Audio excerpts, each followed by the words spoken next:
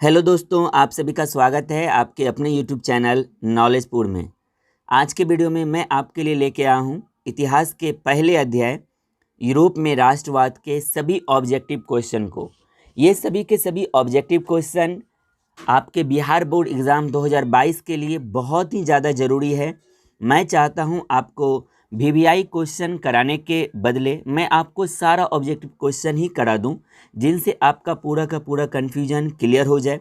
आपको अगर जानकारी होगी, मान लीजिए मैं आपको वीवीआई क्वेश्चन करा दूंगा 5 या 10, इनसे क्या होगा, आपको हो सकता है अगर वो नहीं पूछे दूसरा पूछ दिया जाए तो फिर आप वहाँ पे सॉल्व नहीं कर पाओगे।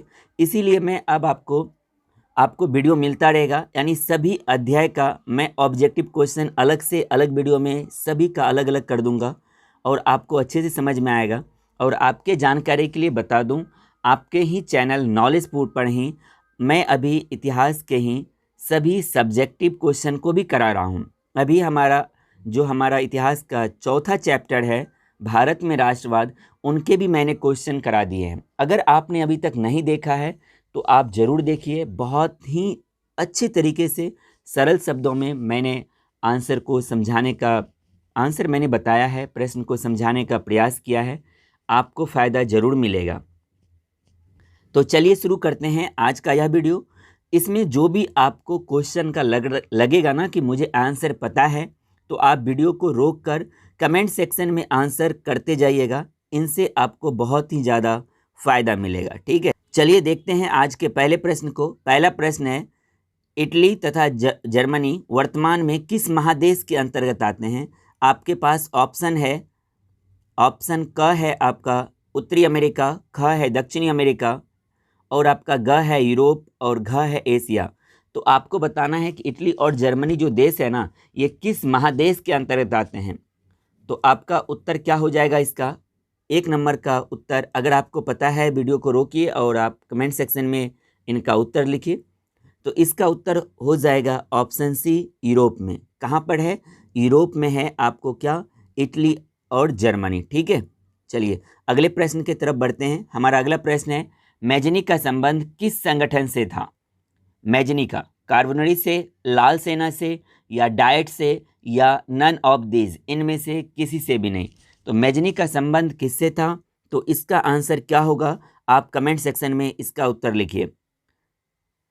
तो मैं उम्मीद करता हूं आपने इसका उत्तर लिख दिया होगा। तो इसका आंसर हो जाएगा, मैजनी का संबंध था किससे? तो कार्बोनरी सोसाइटी से था। किससे था? कार्बोनरी सोसाइटी से। ठीक है, चलिए अब हम अगले प्रश्न पर बढ़ते हैं। नंबर 3 है हमारा, काउंट काउर को विक्टर इमैनुअल ने किस पद पर नियुक्त किया था? काउंट काउर को विक्टर इमैनुअल ने किस पद पर नियुक्त किया था? आपके लिए ऑप्शन है सेनापति, ऑप्शन बी है प्रधानमंत्री, ऑप्शन सी है गृह मंत्री और ऑप्शन डी है नन ऑफ दीज, यानी इनमें से कोई भी नहीं। तो इसका उत्तर क्या होगा? आपको कमेंट सेक्शन में इसका उत्तर लिखना है। ठीक है, तो इसका उत्तर क्या हो जाएगा? प्रधानमंत्री के पद पे, यानी विक्टर इमैनुअल ने किस पद पर नियुक्त किया था? तो इसका उत्तर क्या हो जाएगा? इसका उत्तर हो जाएगा प्रधानमंत्री के पद पे विक्टर इमैनुअल को काउंट काउर ने नियुक्त किया था। ठीक है, चलिए अब हम अगले प्रश्न की तरफ बढ़ते हैं। हमारा अब 4 नंबर का प्रश्न है, इटली एवं जर्मनी के एकीकरण के विरुद्ध निम्न में से कौन था? यानी कौन सा ऐसा देश था जो यह चाह रहा था इटली और जर्मनी का एकीकरण संभव ना हो पाए या ना हो? तो इसके लिए आपके पास ऑप्शन है इंग्लैंड, रूस, प्रसा या फिर ऑस्ट्रिया। यानी कौन सा ऐसा देश था जो यह चाह रहा था कि इटली और जर्मनी का एकीकरण ना हो पाए? इसका आंसर आपको कमेंट सेक्शन में कमेंट पहले कीजिए अगर आपको इसकी जानकारी है। तो इसका उत्तर क्या हो जाएगा? ऑस्ट्रिया। क्या हो जाएगा? ऑस्ट्रिया। चलिए अब हम 5 नंबर के प्रश्न की तरफ बढ़ते हैं।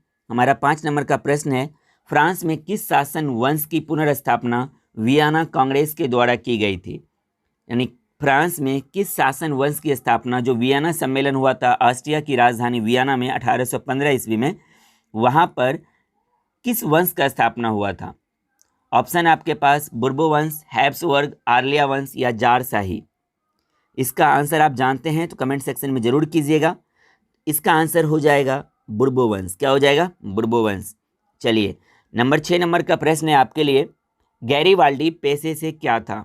गैरीवाल्डी पेशे से क्या था? नाविक, किसान, जमींदार या फिर सिपाही? यानी ऑप्शन ए ही था आपके लिए सिपाही, ऑप्शन बी है किसान, सी जमींदार या डी नाविक। तो गैरीवाल्डी पेशे से क्या था? तो गैरीवाल्डी पेशे से क्या था? मैं उम्मीद करता हूं आप इसका जवाब कमेंट सेक्शन में लिख दिए होंगे। तो इसका राइट आंसर क्या हो जाएगा? नाविक था। क्या था गैरीवाल्डी पेशे से? नाविक। चलिए हम अगले प्रश्न की ओर बढ़ते हैं। रक्त एवं लौह की नीति का अवलंबन किसने किया था? यहाँ पे देखिए थोड़ा ऑप्शन उल्टा पुल्टा हो गया। 7 का ऑप्शन आपके लिए 8 में है और 8 का ऑप्शन आपके लिए 7 में है, ठीक है। तो रक्त एवं लौह की नीति का अवलंबन किसने किया था? आपके लिए ऑप्शन है मेजनी ने, हिटलर ने, बिस्मार्क ने या फिर विलियम प्रथम ने। तो इसका उत्तर क्या हो जाएगा? आपको कमेंट सेक्शन में वीडियो को रोककर इसका जवाब देना है। तो इसका आंसर मैं बता दूं आपको, इसका आंसर हो जाएगा बिस्मार्क ने। किसने? बिस्मार्क ने। चलिए आपके लिए अब 8 नंबर का प्रश्न है, जालवेरिन एक संस्था थी। किसकी जालवेरिन संस्था थी? क्रांतिकारियों की, व्यापारियों की, विद्वानों की या इनमें से कोई भी नहीं। तो जालवेरिन किसकी एक संस्था थी? वीडियो को आप पॉज कीजिए और इसका उत्तर आप कमेंट सेक्शन में लिखने का प्रयास कीजिए। तो इसका उत्तर क्या हो जाएगा? व्यापारियों की। जालवेरिन एक संस्था थी किसका? व्यापारियों का। ठीक है, चलिए आगे बढ़ते हैं। 9 नंबर का प्रश्न है आपके लिए, 1829 ईस्वी में एड्रियानोपोल की संधि किस देश के साथ हुई थी? तुर्की के साथ, हंगरी के साथ, यूनान के साथ या फ्रांस के साथ? यानी एड्रियानोपोल की संधि 1829 ईस्वी में किस देश के साथ हुई थी? तो इसका उत्तर क्या हो जाएगा? तुर्की के साथ। अब इसी प्रश्न को आपसे हो सकता है वो घुमा कर पूछ ले कि एड्रियानोपोल की संधि तुर्की के साथ किस ईस्वी में हुई थी? तो आप क्या बोलोगे? 1829 ईस्वी में। तब उत्तर क्या हो जाएगा? 1829 ईस्वी में। आप दोनों तरीके से इस प्रश्न को ध्यान में रखिएगा। 10 नंबर का प्रश्न है, यूरोप वासियों के लिए किस देश का साहित्य एवं ज्ञान विज्ञान प्रेरणा स्रोत रहा था? यानी यूरोप वासियों ने सबसे ज़्यादा साहित्य एवं ज्ञान विज्ञान के बारे में किस देश से सीखा था? तो आपके लिए ऑप्शन है जर्मनी, यूनान, तुर्की या फिर ब्रिटेन। इसका उत्तर क्या होगा? आपको कमेंट सेक्शन में लिखना है। तो इसका उत्तर मैं बता दूं, इसका उत्तर हो जाएगा यूनान का। किसका? यूनान का। ठीक है, चलिए अब मैं अगले प्रश्न की तरफ बढ़ता हूं। 11 नंबर का प्रश्न है, फ्रैंकफर्ट की संधि कब हुई थी? फ्रैंकफर्ट की संधि कब हुई थी? ऑप्शन है आपके लिए 1864, 1870, 1871 या 1773 ईस्वी में। तो आपको बताना है कि फ्रैंकफर्ट की संधि कब हुई थी। तो मैं उम्मीद करता हूं कि आप वीडियो को रोककर इसका आंसर दे दिए होंगे। तो इसका उत्तर हो जाएगा 1871 ईस्वी में। कब हुआ था? 1871 ईस्वी में। ठीक है, चलिए आज का हमारा अंतिम ऑब्जेक्टिव है 12 नंबर का, जर्मन राइन राज्य का निर्माण किसने किया था? लुई 18वां ने, नेपोलियन बोनापार्ट ने, बिस्मार्क ने या हिटलर ने? मैं चाहता हूं इसका उत्तर आप कमेंट सेक्शन में लिखिए। अगर आपको नहीं पता है तो आप किसी और चीज़ का भी मदद लेके, लेकिन ये आपके लिए HW है, इसका उत्तर आपको कमेंट सेक्शन में लिखना है। ठीक है, अब आपको बताना है कि इनसे पहले अगर आप इसका भी उत्तर जानते हैं तो इसको इंक्लूड करते हुए आप कमेंट सेक्शन में मुझे बताइए कि आपका 12 में से, यानी 12 जो ऑब्जेक्टिव प्रश्न था, इसमें से आपका कितना सही हुआ है, आपको कमेंट सेक्शन में बताना है। इनसे फ़ायदा क्या होगा आपको भी पता चलेगा, और जिनका ज़्यादा सही हुआ होगा मैं उनके वीडियो को हर्ट ज़रूर प्रोवाइड करूँगा। चलिए आपके लिए मैंने मिलान करने वाला ये भी मैं लेके आया हूँ। मैं चाहता हूँ कि आप इसको भी मिलान करें। अगर आपको इसके बारे में जानकारी है तो आप खुद से मिलान करें, अगर जानकारी नहीं है तो आप मेरे साथ वीडियो में बने रहें, बिल्कुल भी आपको जानकारी दी जाएगी। चलिए 13 नंबर का पहले मिलान करते हैं। तो इधर आपको एक तरफ इसी प्रकार से आपको हो सकता है बोर्ड एग्ज़ाम में भी ये 2 नंबर में या 3 नंबर में आपसे पूछ लिया जाए मिलान करने वाला। तो इधर देखिए ऑप्शन ए, ऑप्शन बी, मतलब एक तरफ स्तंभ ए और स्तंभ बी करके दिया हुआ है। तो 1 नंबर में है वियना सम्मेलन, मेटरनिक का पतन, इटली का एकीकरण, सेडोन का युद्ध। इधर आपको ईस्वी दिया है, इसमें आपको मिलाना है कि कौन सा किस ईस्वी में हुआ था। वियना सम्मेलन कब हुआ था? तो इसका उत्तर क्या हो जाएगा? 1815 ईस्वी में, यानी एक का उत्तर हो जाएगा घ। दूसरा है मेटरनिक का पतन कब हुआ था? तो मेटरनिक का पतन हुआ था 1848 ईस्वी में। तीसरा है इटली का एकीकरण कब हुआ था, तो आप क्या बोलोगे, इटली का एकीकरण 1871 ईस्वी में हुआ था। और सेडौन का युद्ध कब हुआ था, 1870 ईस्वी में हुआ था। क्या आपने मिलान कर लिया।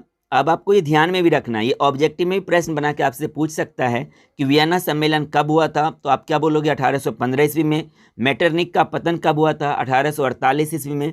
इटली का एकीकरण कब हुआ, 1871 ईस्वी में। और सेडान का युद्ध कब हुआ, 1870 ईस्वी में। ठीक है, चलिए 14 नंबर में भी मिलान करने वाला मैं आपके लिए लेके आया हूँ।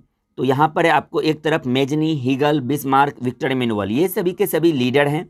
आपको इधर इसके बारे में बताना है कि ये जो नाम है ना, ये क्या थे। तो पहला है मेजनी। तो मेजनी बताइए इधर क, ख, ग, घ में किसके साथ मिलेगा।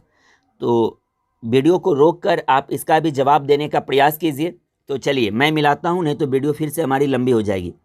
तो मेजनी जो था ये कहाँ का था, इटली का था। ठीक है। हीगल कौन था, तो हीगल बच्चा एक दार्शनिक था। बिस्मार्क कौन था, तो बिस्मार्क जर्मन का एक चांसलर था, बिस्मार्क जर्मनी का चांसलर था।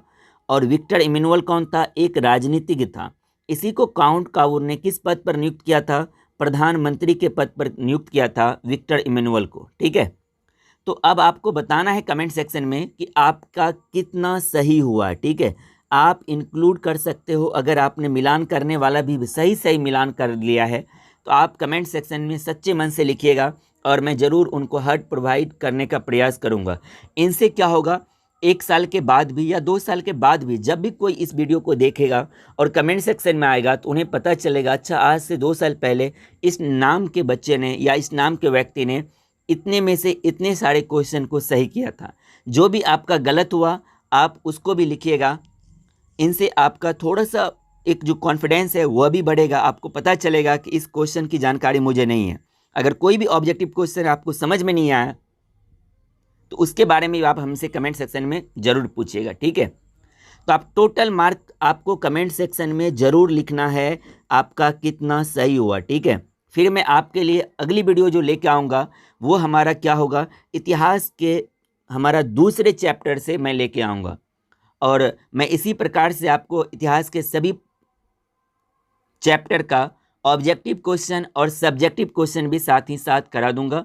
अगर आपने अभी तक इतिहास के पहले, दूसरे, तीसरे और चौथे अध्याय का अगर आपका क्वेश्चन आंसर क्लियर नहीं हुआ है तो आप ज़रूर चैनल पर जाइए और विजिट कीजिए, आपको मिल जाएगा वीडियो। नहीं तो आप क्लास 10th हिस्ट्री नाम से जो हमारा प्लेलिस्ट बना हुआ है आप उसको विजिट कीजिए, आपको वहाँ पे सभी वीडियो मिल जाएगा। चारों चैप्टर का मैंने लघु उत्तरीय और कुछ दीर्घ उत्तरीय प्रश्न भी करवा दिए हैं।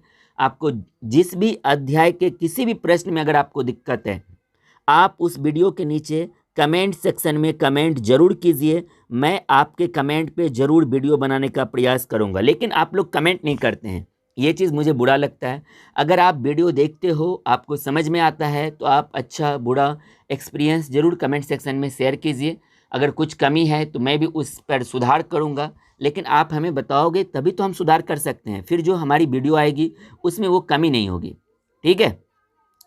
तो चलिए मिलते हैं हम अगले वीडियो में, तब तक के लिए जय हिंद, जय भारत।